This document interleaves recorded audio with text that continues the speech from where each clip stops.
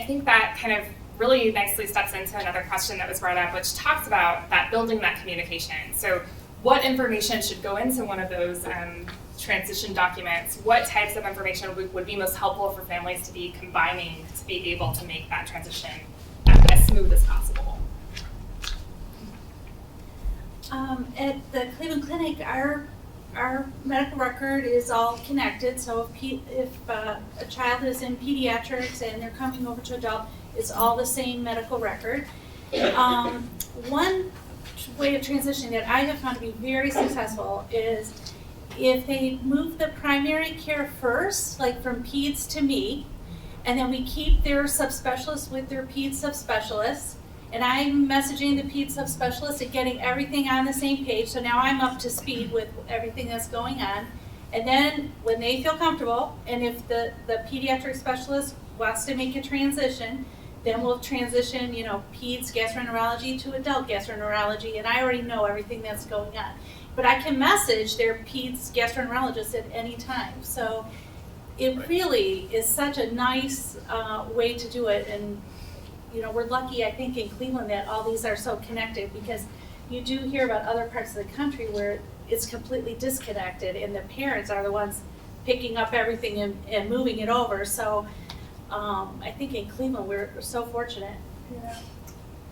Yeah, there's like 3 models of transition, and there's one, like you said, there's the one where you move the primary care first, and then like ours is just the opposite, where we move the specialist first and then we stay, because within my group your primary care may stay, may go to one of my partners, but it's still within the comprehensive care program.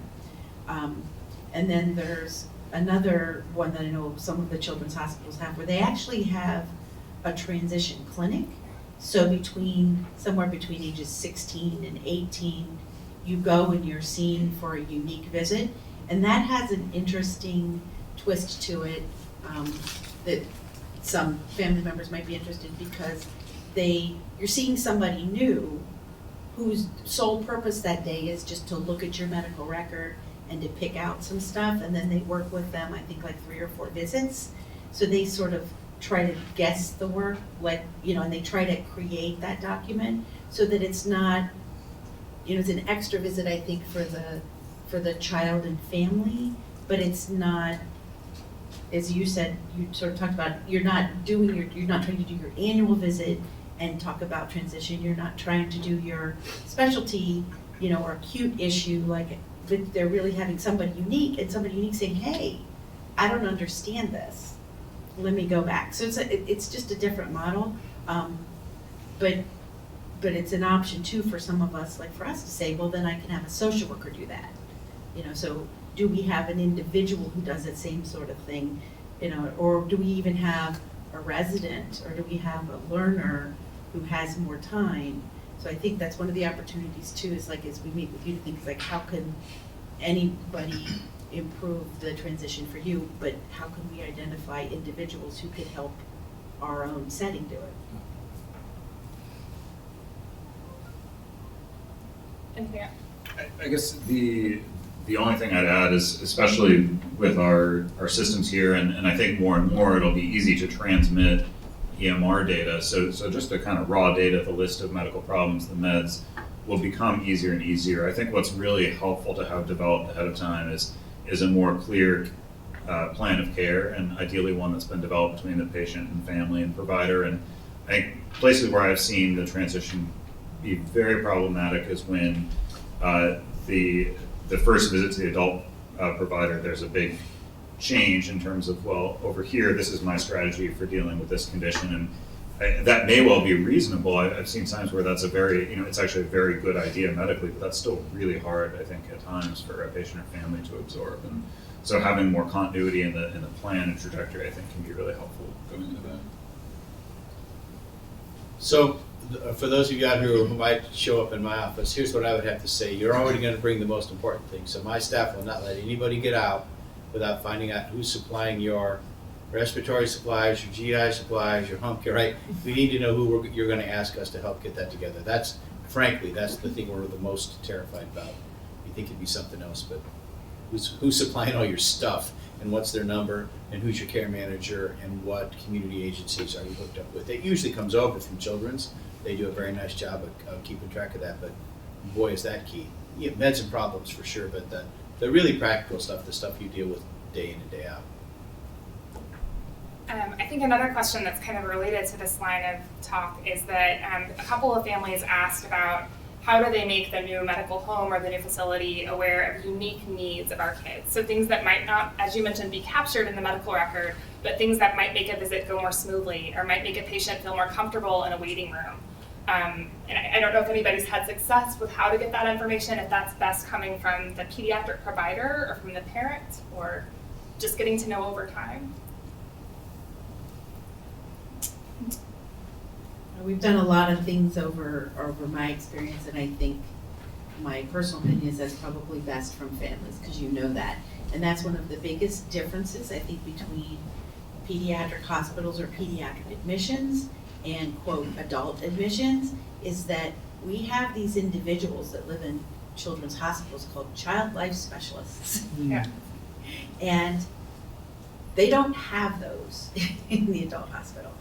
And that's okay, but those are the people that do, I think, at least for the children that I work with, they sort of come in and they help, like, they have the videos that they know that your young person likes, or they have the Buzzy to distract you, or they know about, we always use numbing spray if we do this, you know, and they've worked with you and they know your child.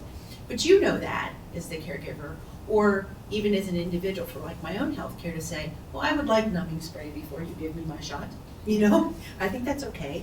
But I think that part, yeah, I think if families can really keep that in mind and then realize when you transition, you might have to bring some of those same things. I mean, the nice thing is that as, you know, everything goes electronic and you know, you can bring your Hulu from home or whatever, then you can bring those things, you know, when you're talking back at the age where you had to have the DVD or you had to have the CD to play things. I mean, and I still have individuals that I take care of that they love Barney, right? So how many years ago was that, right? But there's not, it's hard to even get those. So if we're looking at things that are more archival, you know, and it's like, but if that's what calms your young person down to let them know that, I mean, if you can just put it in, and we've tried a lot of different ways, but it always somehow gets erased from like a key point in the medical record. You know, like this is me. Like we were just talking about that. Like, here's a picture of me enjoying life, and this is what I like. So, I mean, and you can bring that to any office, but you have to somehow step out of your comfort zone while asking other questions. Say, I want this somewhere in the record, because you're right, it's not going to come.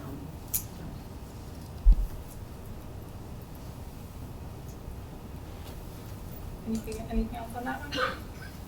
I agree. Yeah, Yeah. I don't know that I have a lot to add. I mean, I think it's very well said. It's something we're working on in the inpatient setting and developing some spaces at UH, particularly for young adults, especially with developmental disabilities. But yeah, that was very well said. I don't think I have a lot specific to add to that. I will say what we're trying to change structurally in the hospital is that I'm never very worried if and it's, as is true in this room, it's mostly the moms, but whoever knows this, whoever the caregiver there who knows the person well, I'm less worried when they're in the room, because I will say, well, what does that mean? What do we think of next? What does sick look like? And they'll say, don't do that, you can't do this, make sure you do this first. Yeah. So the experts are already in the room. That's what we're trying to codify. So our plan is to literally have ID badges that are color coded that mean you're one of the experts on the care team, right?